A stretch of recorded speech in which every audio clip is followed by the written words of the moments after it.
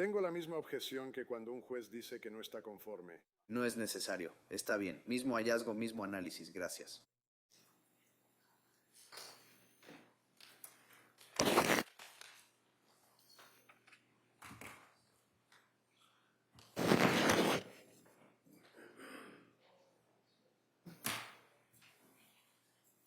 Buenas tardes, el señor. Buenas tardes. Deténgase ahí mismo y llévelo directamente al secretario judicial.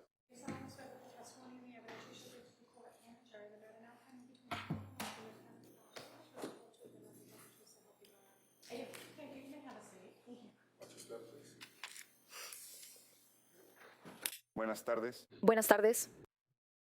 Hola, señora Bragg. Gracias a su señoría. Buenas tardes. ¿Podría decir y deletrear su nombre para que conste en el acta? Sí, mi nombre es Renee Stonebridge. RENEESTONEBREDGE. ¿Dónde trabaja? Trabajo en la Mancomunidad de Massachusetts, en la oficina de Boston. ¿Y para qué departamento trabaja? Trabajo para la oficina del jefe médico forense. ¿Y cuánto tiempo ha trabajado ahí?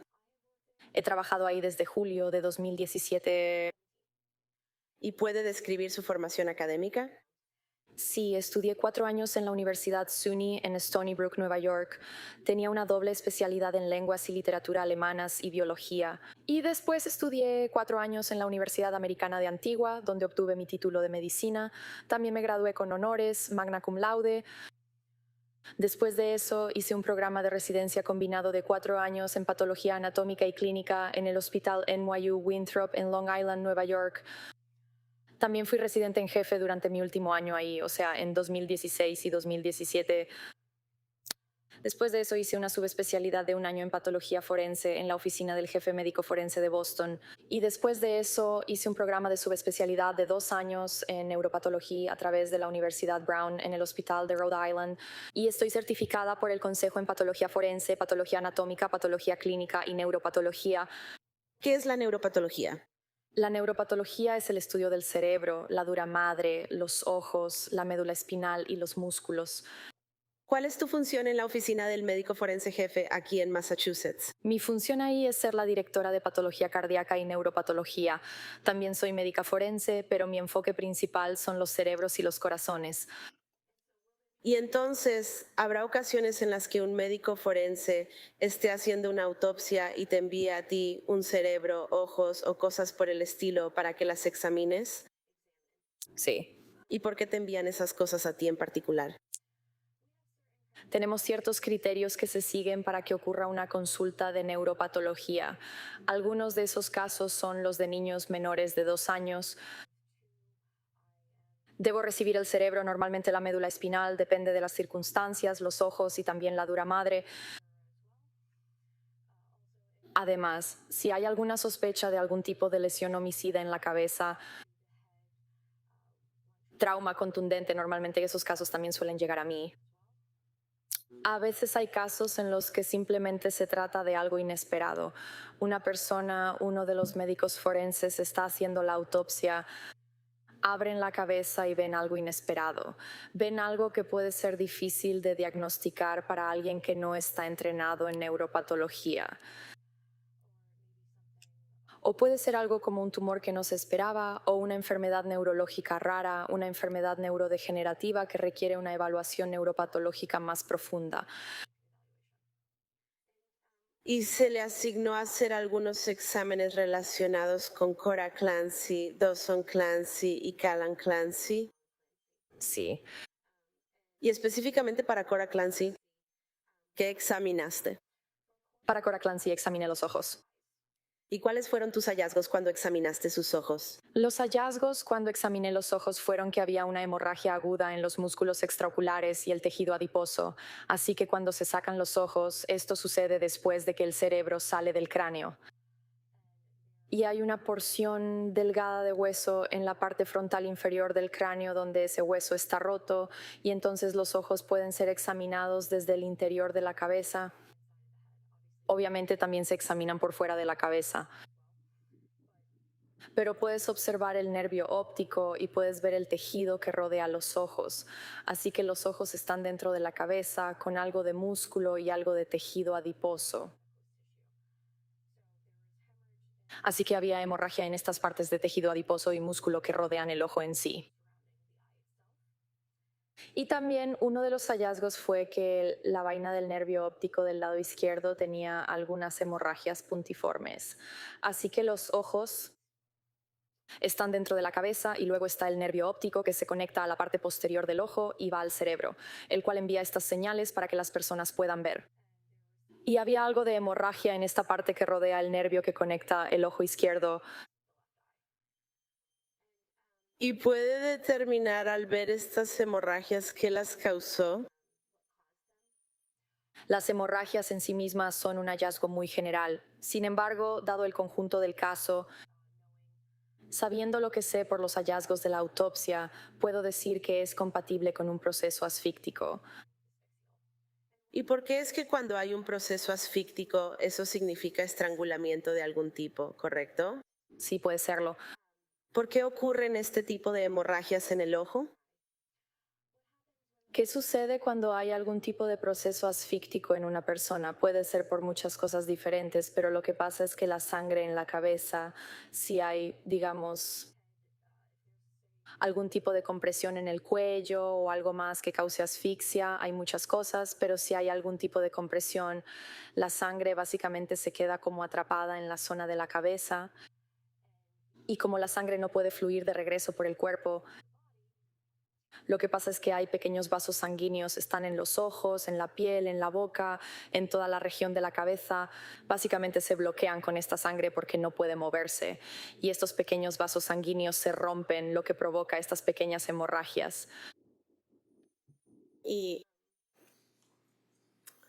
en cuanto a Dawson Clancy, ¿qué examinaste en el caso de Dawson Clancy? Para Dawson Clancy también examiné los ojos. ¿Y cuáles fueron tus hallazgos? Los hallazgos fueron que también había algunas hemorragias agudas en estos músculos y tejido adiposo que rodean los ojos. Y luego el ojo derecho tenía algunas hemorragias muy pequeñas en la retina posterior y en la vaina del nervio óptico. Entonces en la parte posterior del ojo está la retina dentro del ojo y la retina se conecta con el nervio óptico en la parte trasera del ojo. Y en este caso había un poco de hemorragia en ese punto de conexión donde la retina se une al nervio óptico. ¿Y qué es una hemorragia? La hemorragia en sí es simplemente sangre que ya no está contenida en un vaso sanguíneo. Así que ha salido de ese vaso sanguíneo. Correcto. Y luego, en cuanto a Callan Clancy, ¿qué examinó en el caso de Callan Clancy? En el caso de Callan Clancy examiné el cerebro, la dura madre, la médula espinal y los ojos. ¿Y cuáles fueron tus hallazgos? Los hallazgos fueron que había cambios hipóxico-isquémicos. Esencialmente, eso significa que hubo algún tipo de incidente que causó que el cerebro tuviera un periodo de tiempo en el que el flujo de sangre y oxígeno no fue adecuado. Entonces, en este caso, hubo un periodo de tiempo en el que no llegaba sangre al cerebro, no había suficiente oxígeno llegando al cerebro y el cerebro mostrará ciertos hallazgos en este tipo de circunstancias. Una de las cosas que noto es que hay edema. El edema es cuando el cerebro empieza a hincharse. El edema también es un hallazgo muy general. Puede ocurrir en muchas situaciones, pero el edema básicamente significa que el cerebro empieza a hincharse, así que ya no tienes ese bonito patrón irregular en el cerebro. Empieza a hincharse y se vuelve un poco más plano porque el cerebro está encerrado en el cráneo, así que ahora está presionando contra el cráneo porque se está hinchando y haciéndose más grande. Otra de las cosas que noté con eso fue que había compresión de los ventrículos.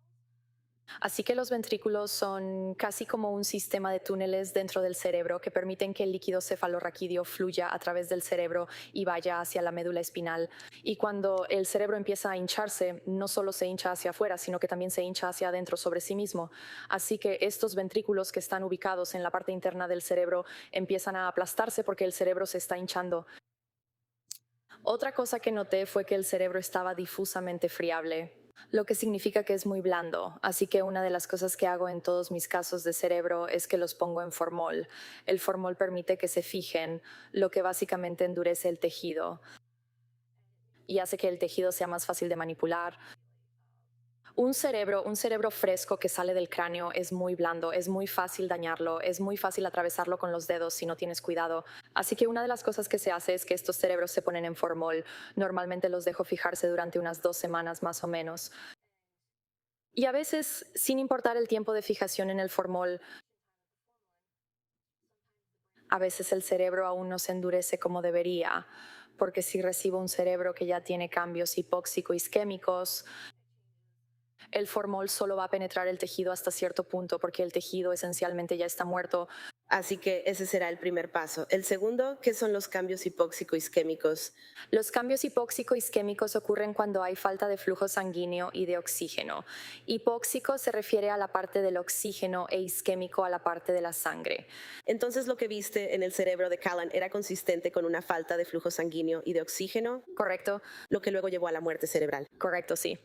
¿Cuánto tiempo, según su capacitación y experiencia, tarda el cerebro en empezar a morir después de la pérdida de flujo sanguíneo y oxígeno? Varía según diferentes fuentes. La mayoría de las fuentes dicen que es entre 6 y 8 minutos aproximadamente. Si no hay flujo de oxígeno, entonces el cerebro básicamente empezará a morir. Depende de si hay reanimación, eso ocurre después, pero generalmente es en un rango de 6 a 8 minutos aproximadamente. Y una vez que el tejido cerebral muere, no se puede recuperar, ¿correcto? Correcto, sí.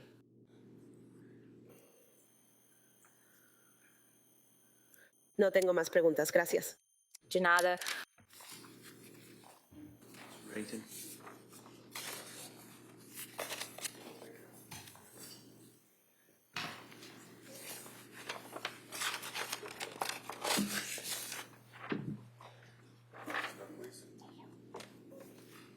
Muy bien. Se llama Oh, Alotra espera un Prague. momento. Espera, vamos a tomar un breve descanso. Está bien, así que tomemos un descanso muy corto. Salgan y regresen de inmediato. De acuerdo, muy bien. Cierren todo, cierren la ropa. Una oportunidad más, por favor, por aquí.